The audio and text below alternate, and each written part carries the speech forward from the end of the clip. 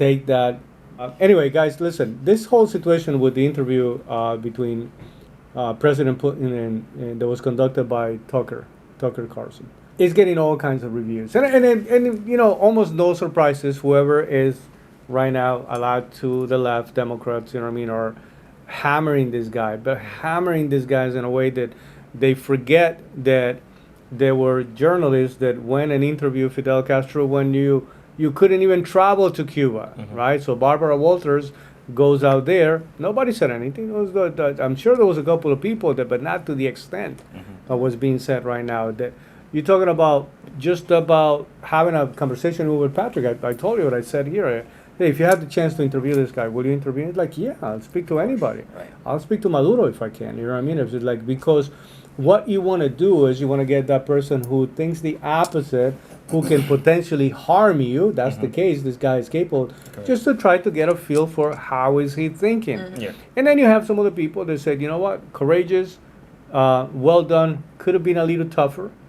You know, funny enough, Putin was interviewed. After that interview, he said he was actually expecting tougher questions. Like he was ready to go at it with the. Yeah. He said, but you know, he was surprised that he was given the opportunity to answer, given long answers, and was able to introduce the history, which is a poor argument. That would be the argument that he was trying to make is look at the evolution of everything that was and became Russia, and everything around us. And look how and at what point we actually decided to say, so this is now something that we're going to call Ukraine. And a couple of mistakes. He said, you know what I mean, allowing them to become independent states connected to us. He said, when in reality, they should have just been part of Russia. But that would be the equivalent of Spain making a claim that look what everything that we did in Latin America, right? And we have right now, if we wanted to, they can literally claim 85% of the American continent, not just United States, the whole continent. The only portion not to be claimed is Brazil, which was also given to the Portuguese. So, but is Portugal now saying, you know, I think that little. By the way, anyway, let me not even do a whole Putin history situation here. Have you seen any? What is your take on the feedback specifically? Is it what you expected it to be? It's all over the place from everybody. I think some people wanted it to be tougher. The people that really wanted to see a little bit of a fight, challenging the whole process. Then there's the people on the left that are not going to be happy about anything. I mean, they were talking about. I was concerned that this guy. I don't know if he made it back, but I thought he was gonna be like the next, like Julian Assange, kind of like hanging out over there because of what he did, which is just pure old journalism. So I mean, at the end of the day, for me, my process is he is a journalist and he does what journalists do. He asks his questions. Maybe he could have pushed a little more. At the end of the day, you know, it's like you also want to make sure that I'm sure that he's playing in a bigger game now and he's looking to see who else can he get in front of. And that's a great freaking interview. By the way, for me, the biggest winner of this is Twitter. You know, Elon Musk, the Tucker Carlson brand, because all three of these brands are right now exploding and people are talking about it. So that's phenomenal press. For me, I feel like people underestimate what an environment can do to you, right? So I don't care how great of a journalist or interviewer Tucker is, right? When you're in the room with certain individuals, when you get punched in the face, correct, everything changes. So no different than the Pope. If I'm meeting with the Pope, I know it's the Pope. This is something that's been talked about for thousands of years, right? Walking like, to that correct. So similar to that, if I'm sitting down with somebody who's like in the middle of war right now, right? Like I'm not just gonna. This is a big deal to anybody. So anybody who's saying, "Oh, he could have been tougher," no, you can't. You're not gonna be tougher. This is like what you're not doing that. So it sounds good in theory when you're typing it from your side of your computer. Monday morning quarterback. Yeah. But when you're in the room, and I'm pretty sure there's somebody off camera with an M16, just to make sure you don't ask the wrong question. Like, I think he did a great job of even doing the interview, much less, so I'm not mad. I'm not He mad was at him. poised. He was Yes. composed. Correct.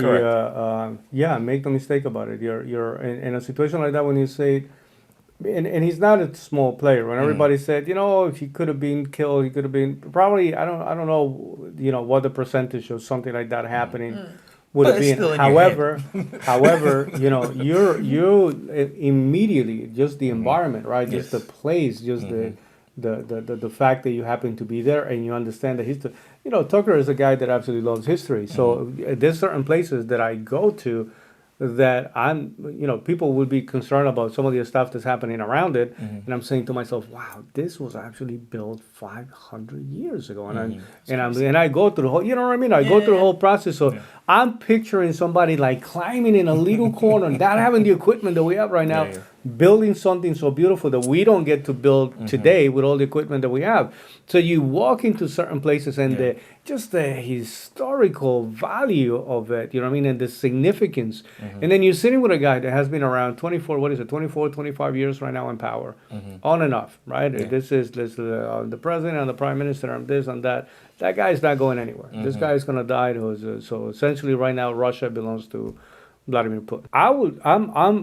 I'm actually looking forward to. So there was a few people though that actually made a few, what I would say an honest observation, right? Meaning they were critical of both, meaning critical of the areas where Tucker could have pushed a little harder. I agree with that, right? And then you have the fact that.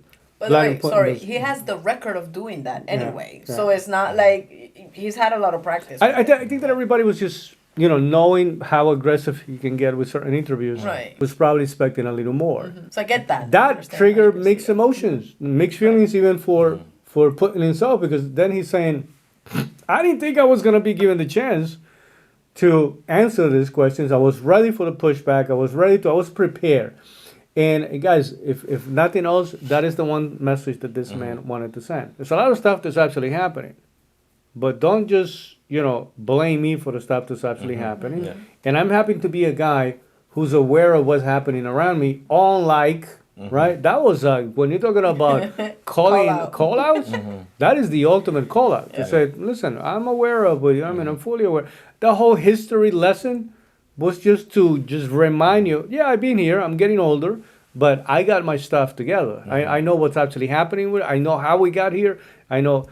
There was no valuable or valid answer that he gave in terms of why he decided to do what he did and the timing. He tried to explain it and justify it and went into many of these things.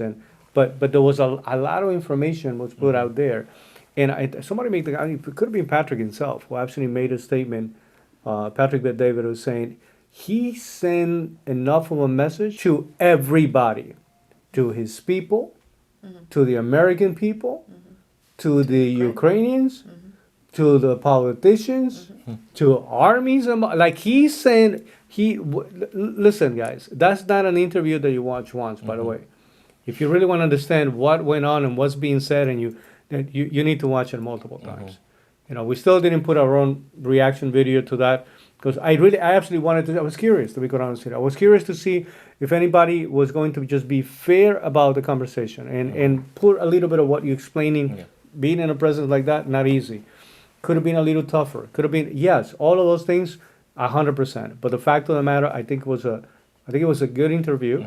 I think it opened the door for other people to get access to. You know what I mean? To be able to go out there. I'm sure there's a vetting process on what are you going to be talking about? I don't know if he was told you can't talk about this or this is off the table. You don't know the things that were off the table. But it wasn't like a Nikki Haley moment. But he did ask, he did ask a lot of questions that I would say, was relevant to what we all wanted to know a little bit about. But the guy, listen, seasoned politician. What is clear, Alexi, Lorena, is this is a guy who unapologetically is saying, I am here for Russia first. I'm a pro-Russia president. I am here to make sure that everybody knows that we're going to do everything in our power to protect it and to keep it safe and to make it bigger and better. So whatever the case may be. So that's a politician that whether you like it or not, you have to respect the fact that he's fighting for his people. He's definitely at this moment not a friend. A lot of stuff that he said about the currency, about the relationship with China, a lot. He gave a lot of information to everyone, right? And by the way, including other countries.